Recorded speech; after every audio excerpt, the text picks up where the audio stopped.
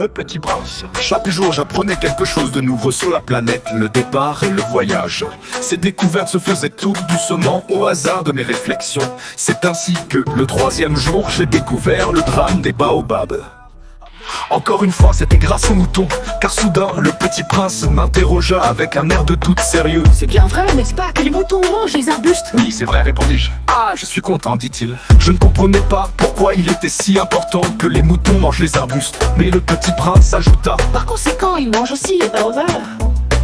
Je fis remarquer au petit prince que les baobabs ne sont pas des arbustes, mais des arbres aussi grands que des églises, et que même s'il emportait tout un troupeau d'éléphants, ce troupeau ne viendrait pas à bout d'un seul baobab. L'idée du troupeau d'éléphants fit rire le petit prince. Il faudrait les mettre les uns sur les autres.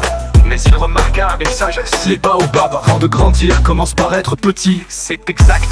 Mais pourquoi veux-tu que tes moutons mangent les petits baobabs? Demandai-je. Il me répondit: ah, voyons, comme s'il s'agissait d'une évidence. Et il me fallut un grand effort d'intelligence pour comprendre à moi seul ce problème. En effet, sur la planète du petit prince, il y avait comme sur toutes les planètes de bonnes herbes et de mauvaises herbes, de bonnes graines et de mauvaises graines. Mais les graines sont invisibles. Elles dorment dans le secret de la terre jusqu'à ce qu'ils prennent à l'une d'elles envie de se réveiller. Alors elles s'étirent et poussent d'abord timidement vers le soleil, une ravissante petite brindille inoffensive. S'il s'agit d'une brindille de radis ou de rosier, on peut la laisser pousser comme elle veut. Mais s'il s'agit d'une mauvaise plante, il faut arracher la plante aussitôt dès qu'on la reconnaît. Or, il y avait des graines terribles sur la planète du petit prince. C'étaient les graines de baobab, le sol de la planète en était infesté. Or un baobab, si l'on s'y prend trop tard, on ne peut jamais plus s'en débarrasser. Il en compte toute la planète, la perfore de ses racines.